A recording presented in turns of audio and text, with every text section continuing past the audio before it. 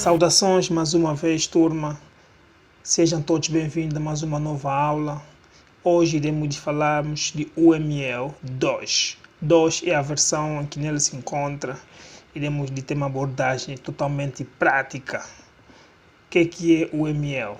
Bem, UML em inglês podemos dizer que é Unified Model Language, ou linguagem de modelagem unificada. De uma forma simplificada, o que eu quero falar sobre o UML? Quando a gente está para construir, por exemplo, uma casa, nós temos a planta, certo? O arquiteto constrói, né?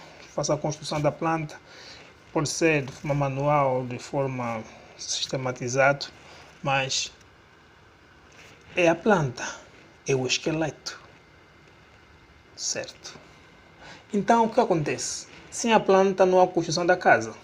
Não é possível tu teres uma casa, depois teres a planta. Ou melhor, como é que você teria uma casa sem a planta? Então primeiro vem a planta, depois que vem a casa, né? É como também em programação, é como também na engenharia, é como também na computação. Você não pode criar um produto de software sem ter uma planta, um esqueleto, o teu escopo. Né? Então o UML vai poder padronizar esta ideia de como que a gente poderia desenhar o nosso projeto. Então, usando um padrão unificado.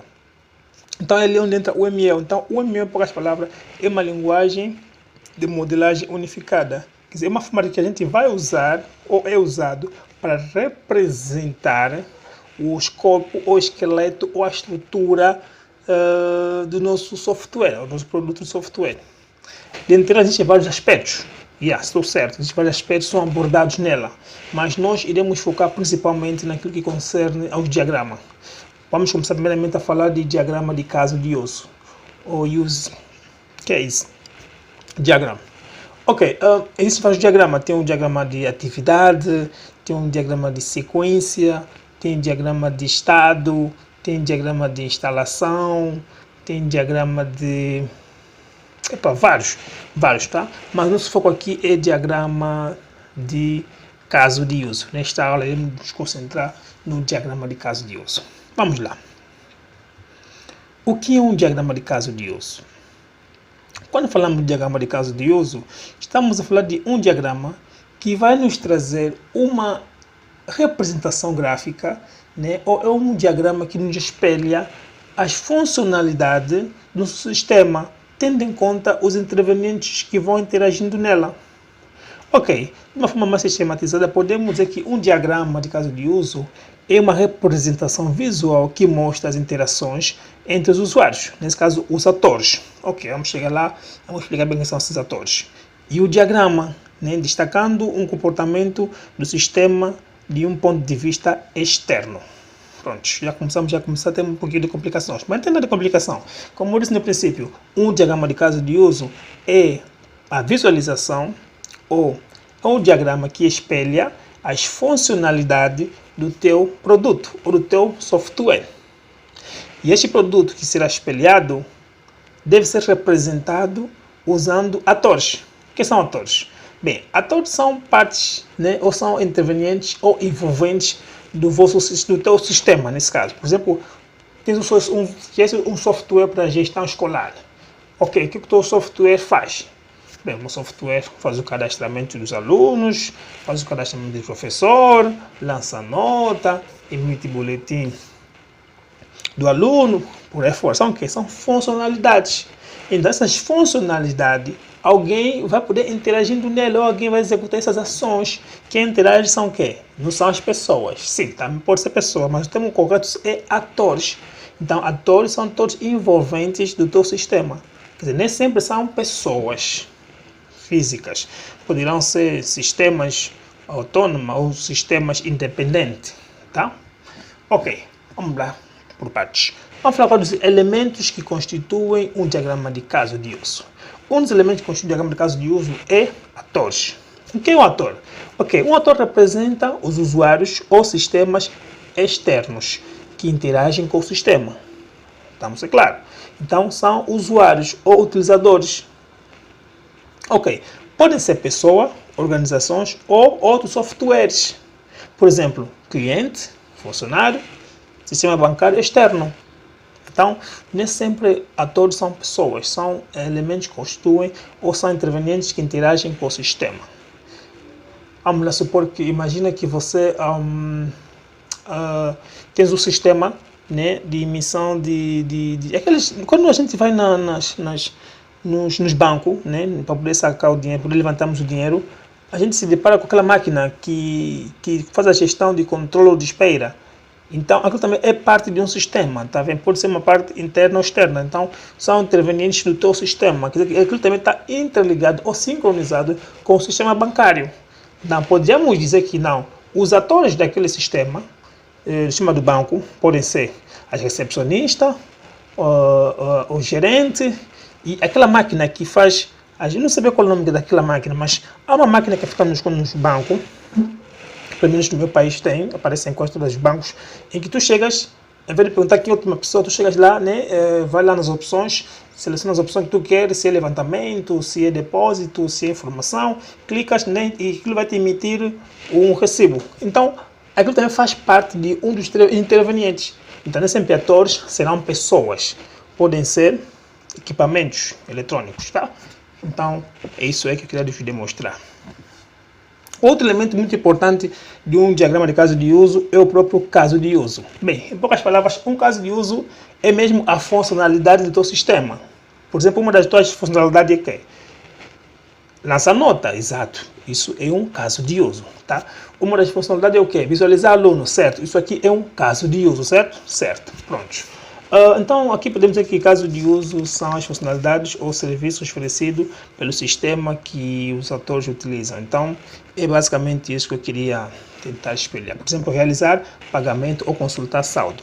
Bem, um palpite. Sempre que temos que elaborar um caso de uso dentro do nosso sistema, é da opinião que a gente coloca os verbos no infinitivo. Tipo visualizar, consultar, levantar, cadastrar, fazer login. De preferência colocamos os verbos no infinitivo, tá? Uma boa prática para a gente colocar lá no nosso diagrama. Depois teremos práticas para tal.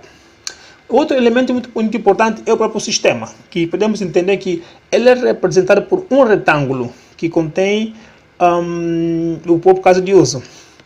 Bem, acho que eu estou aqui para a teoria, mas na prática irei já demonstrar como isso funciona. Ele indica o que? Ele indica uma fronteira. Então, o que é o sistema? Ou, em outras palavras, eu gosto de chamá-lo de fronteira. O que é a fronteira? A fronteira é o elemento ou é o objeto que separa o caso de uso com o ator, tá? Na prática, veremos com mais pormenor. Ou então, vou passar aqui na tela uma imagem assim básica. Outro elemento muito importante também que não poderia escapar são as relações. Existem relações de associação, relação de generalização, relação de include e relação de extend. Vamos lá entender. As relações de associação são aquelas ligações que a gente liga, faço redundância, entre o caso de uso e o autor. Tá? Isso vamos usar é mais para ligarmos o caso de uso e o autor. Na prática eu vou já demonstrar. E temos aquelas setas que chamamos de generalização, que é herança, que consiste em a gente herdar as características de outra. Então, quando tu vês que tens uma entidade ou um autor que herda as funcionalidades de outras características, ou de outros casos de uso, então vai usar generalização, que é herança. A herança consiste em um objeto herdar as características de outro. Como disse no princípio, o paradigma de UML foi pensado no paradigma de programação orientada a objeto. Inclusão e extensão. Pronto. O que é inclusão?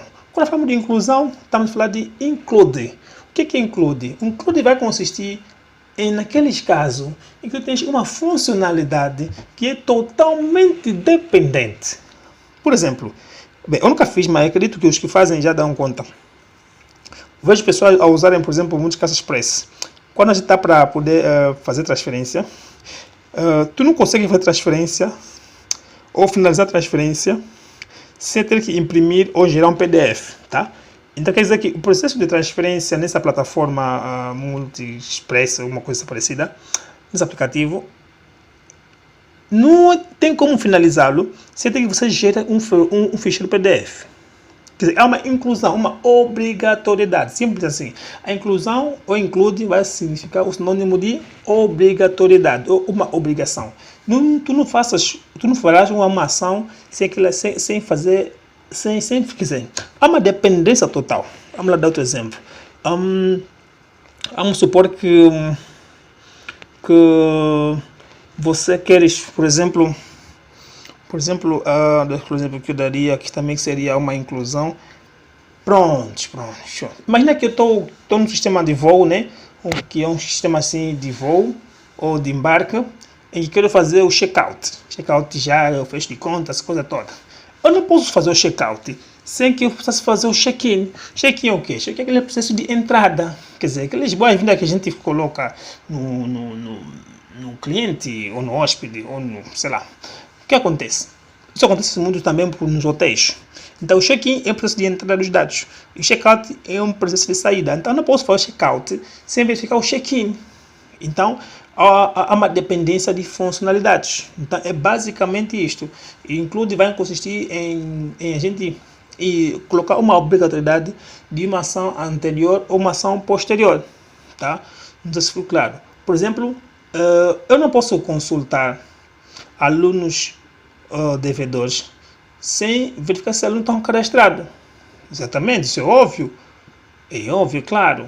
Então é basicamente isso, tá? Então vai constituir uma obrigatoriedade. Agora, o extend já é um opcional. É opcional, quer dizer, ele não faz muita diferença colocá-lo como não, mas está aí para poder complementar. Por exemplo, eu posso ir no ATM ou no multicaixa, fazer o quê? Fazer a transferência mesmo sem papel. Isso é extend, isso é opcional, posso sim. Mas que não é boa prática, né? Mas estou confiante que a pessoa que vai receber é de confiança, então vou fazer essa transferência. Muito bem, não tem complicação. Tá? Então é mais ou menos isto. Outro extend também que podemos aqui dizer é que, imagina também que eu estou num sistema de cadastro. Depois de cadastrar, eu posso imprimir a fatura. Quer dizer, imprimir como não é uma opção, não é uma obrigatoriedade, como num sistema de Multicaixa Express, quando tu estás a poder fazer a transferência, que obrigatoriamente gerar um PDF, tá? Então é basicamente isto. Mais do que isto, só na prática. Vou aqui abrir o meu Asta, posso clicar aqui Use Case Diagram, como posso vir aqui Diagram e seleciono aqui Use Case Diagram, tá? Use Case Diagram é um dos diagramas principais do nosso sistema, ele é muito relevante. Vamos agora começar a explicar cada caso. Este todo retângulo, né, é o próprio meu diagrama de caso de uso. Agora, aquilo que eu dizia que era a fronteira era este símbolo, tá? Esse retângulo aqui, vou aqui desenhá-lo, vou pôr aqui, vou pôr assim, muito simples, pôr algo bem simplificado. Ok, este é o meu retângulo, fica assim. Ok, essa é a minha fronteira. A torção são esses bonecos, podemos assim dizer. Vão aqui, arrasto e solto, tá? Simples assim. O caso de uso são o quê? O caso de uso são esses oval, né? Por exemplo, aqui, vamos supor que estou a fazer um sistema para reservar suíte, né? Um sistema de hotel, por exemplo, para reservar um quarto. Nesse caso aqui, esse autor já seria o hóspede, ou então o cliente, né? Cliente. Pronto, já é meu cliente. O que o meu cliente vai fazer no sistema? Bem, o que o meu cliente faz no sistema, eu vou definir aqui dentro deste oval, que é o meu caso de uso. Tá? O meu cliente no sistema vai poder visualizar preço, por exemplo. Ou então ver preço. Pode ser visualizar ou ver preço. Deixa aqui, só fazer um pouquinho rápido. Ok. Um pouquinho visualizar.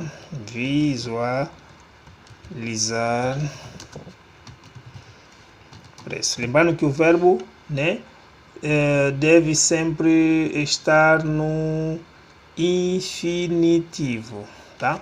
O verbo sempre deve estar no infinitivo.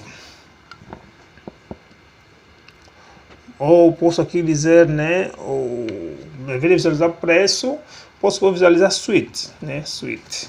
Pronto, visualizar suíte. Fica mais em conta, porque também fica bom a gente usar termos técnicos daquilo que a gente está a desenvolver. Não só quando vês que é um software, tens que usar também os termos técnicos daquele sistema. Por exemplo, sistema hospital, sistema hospitalar. Tem que saber o nome paciente, o termo especialidade, internamento. São termos técnicos da própria linguagem ou da própria área em si que oferece. Então, também na gestão de quarto de suíte de hospedaria, aí temos técnico. Então, suíte é mesmo quarto, mas o suíte fica mais chique. Ok, podemos aqui visualizar o suíte. Podemos aqui também reservar. Tá? Podemos aqui reservar suíte. Ok, pronto. Vou usar agora a seta de associação. Posso vir aqui, tá? Ele está aqui, esta seta aqui. Tem outras setas, tá? Mas o mais importante são essas que eu estou aqui a destacar, ou acabei de destacar aqui na parte da apresentação. Essa é a seta de associação.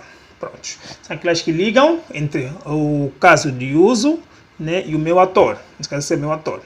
E tem outra seta, nesse caso que eu vou pôr aqui outro ator. Vou defini-la como admin, tá? Admin. O admin vai fazer o quê? O meu admin vai cadastrar, por exemplo, os funcionários, tá? Cadastrar.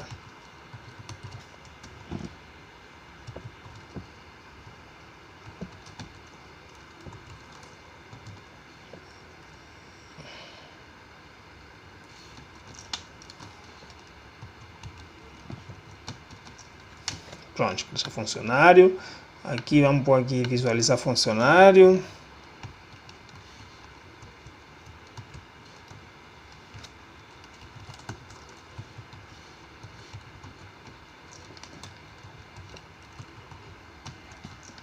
Lembrando sempre que os verbos, né, devem estar no infinitivo para que a gente não...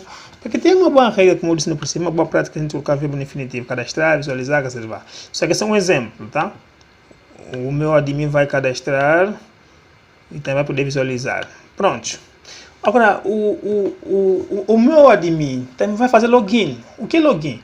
Login é aquele processo de autenticação e verificação dos dados, né, que acontece nos sistemas informáticos. O que acontece? O usuário fornece as informações no formulário e submete os dados para verificar se os dados coincidem com o que estão na base de dados. Então, isso aqui é um processo de login. Então, podemos aqui dizer aqui, né, outro caso que é fazer login. Agora, esse login que eu estou aqui a dizer que eu fazer login, quem que faz? Depende da tua lógica de programação, de como é que tu vais querer se o hóspede também faça login ou não. Isso já depende da tua política de negócio. Tá? Nesse caso, o meu sistema, o cliente não vai fazer login, para não ser muita volta, não faz login. Ele apenas precisa de visualizar o suíte e reservar. Se quiser que ele faça login, então faz assim, pega uma seta, indica aqui, e pega também mais uma seta, indica aqui, tá? Isso depende da tua técnica de negócio. Essa é de associação.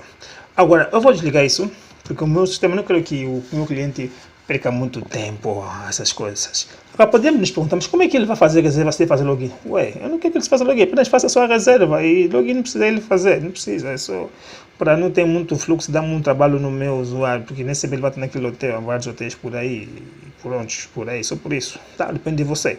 Se quer que ele faça, então liga. Se não quer que ele faça, não liga. Depende da tua área de negócio. Ok, agora imagina que o nosso cliente, né, não tem como visualizar suíte, não tem como reservar suíte. Apenas chegou logo na hospedaria ou no hotel, se dirigiu ao administrador ou ao funcionário. O que ele faz? Nesse caso, ele não vai ter como acessar o sistema. Nesse caso, o administrador fará o papel do cliente. Nesse caso, o administrador vai herdar as características do cliente. Então, nós vamos usar essa seta que é generalização, que é herança. Vou aplicar daqui até aqui. Isso significa, ou estou a dizer que o administrador faz tudo que o cliente faz. O que o cliente faz? O cliente visualiza a suíte, também reserva a suíte. Outra dica. Bem, você não pode repetir casos de uso dentro do diagrama de caso de uso. Se porventura eu não tivesse essa generalização, ou não quero que ele herda, eu podia usar uma seta aqui. Epa, o admin também pode reservar suíte, fazer a vez do cliente. Mas eu não posso repetir esse caso aqui de novo, tá? Vou tentar copiar e colar. E você vai que não é uma boa prática você fazer isso, tá? Não faça isso. Na versão que senta até, ele não permite que tu faças isso. Então, se eu sei que tem casos que o cliente faz, a admin faz, ou que o admin deve fazer, em vez também do cliente fazer, em vez de eu colocar herança para que ele herda todas as características, posso naquelas que eu sei que ele pode fazer e ele não pode fazer, tá? Depende do sistema. Por exemplo, no sistema hospitalar, não pode ir a fazer marcação de consulta, ou então a consultar um paciente. Então, depende de como é que você vai projetar o teu sistema. Tudo isso depende da regra de negócio. Então, eu quero que no meu sistema o admin faça tudo que o cliente faz. Pronto. Avançando, vamos agora tentar incluir também outros elementos que são as relações. Eu disse que temos relações de include e de extend. Bem, quando estamos a falar estamos a falar de isso aqui, de um sistema de reserva de suíte. Então vou colocar mais um caso de uso, uma funcionalidade que, por exemplo, seria confirmar pagamento, né? Ou confirmar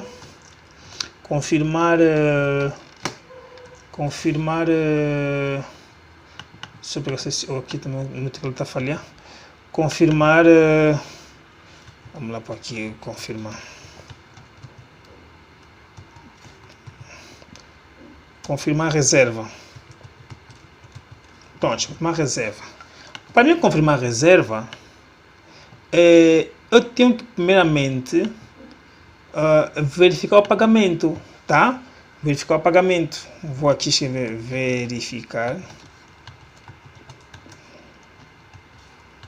pagamento, por exemplo. Pronto, se eu verificar pagamento, é claro que o cliente vai fazer o pagamento, né? Pode fazer pagamento, porque talvez vai ter vários pedidos, então ele vai já registrar pagamento, ou então enviar comprovativo. Tá? Ele vai encontrar meu termo de poder ele fazer isto. Agora, só que nesse caso, esse de enviar comprovativo e pagamento, de preferência que ele faça também login, certo? Certo. Então, vou usar mesmo essa seta daqui, que eu tiver posto aqui, vou ligar para aqui. Então, vejam que está tornando um pouquinho mais complexo, tá? Porque já envolve pagamento são coisas muito sérias, então convém ter maior controle. Então, vai ter que ter login. Logo os dois farão login, tá? Então, logo se é que os dois fazem login, não preciso mais disto, de ligar isso com esse, é redundância. Então, isso aqui pode sair, porque esse aqui já diz tudo, que esse aqui fará tudo que esse faz, tá? Pronto. Agora, aqui, como que eu estou a dizer, confirmar reserva. Para confirmar reserva, tem que verificar o pagamento. Pronto, então, há uma obrigação. Então, temos aqui um include, tá? Este aqui é o nosso famoso include, esse é o nosso famoso extend. Então, para mim confirmar reserva, tenho que primeiro verificar o pagamento. Estamos juntos? Depois dessa seta, posso vir ligar aqui, tá? Na boa, não vai ter nenhuma complicação, sem complicação. Tá ficando um pouquinho extenso, né? Pronto. Ok. E também poderíamos ter um outro sistema aqui, um outro caso. Aqui, por exemplo, seria, por exemplo, impressora.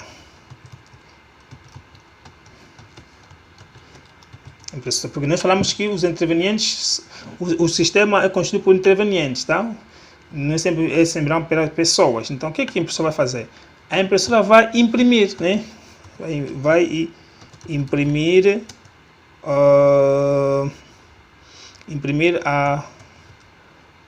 imprimir o comprovativo, por exemplo, imprimir o comprovativo.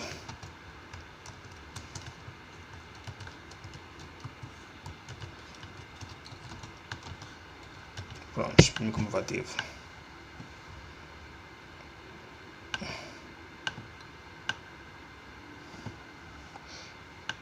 Pronto. Porque imprime não é de mim, imprime o comprovativo. Então, quem imprime é a impressora. Aqui falta uma coisa que eu tenho que ligar aqui. Verificar pagamento, ok. Então, se vai ficar pagamento, então ele vai enviar comprovativo de pagamento.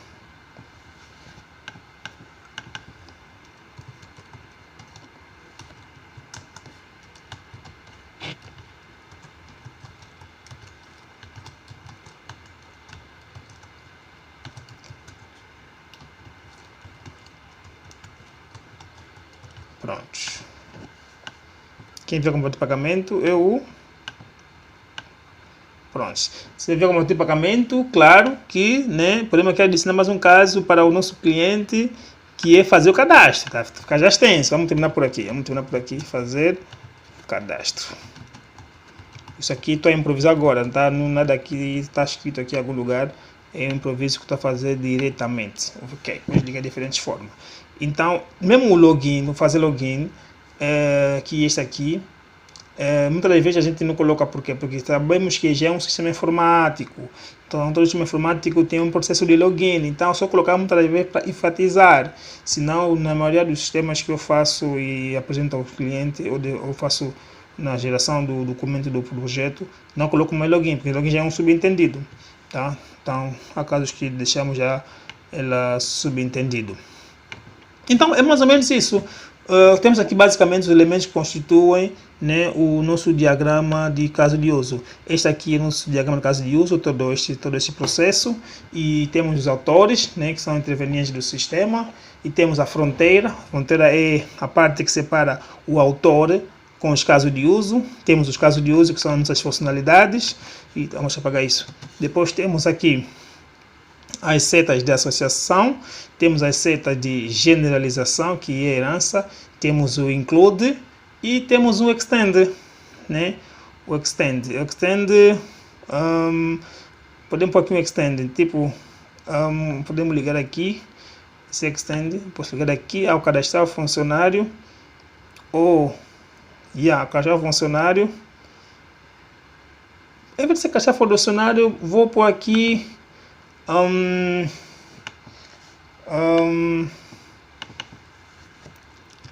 emitir folha. Vamos pôr aqui folha. Emitir aqui, não, emitir salário. Imprimir, não. Vamos lá. Vamos pôr reportar salário. Ok. Vou aqui reportar, por exemplo. Reportar salário. Porque há dados que eu preciso imprimir, há dados que eu preciso não imprimir. Olha, minha tecla L não quer funcionar. Vou copiar aqui este aqui. No que está falhando da minha tecla L. Salário. Reportar salário, por exemplo. Ok, reportar salário. Olha, agora também a tecla O não quer funcionar. Não sei por que isso está acontecendo.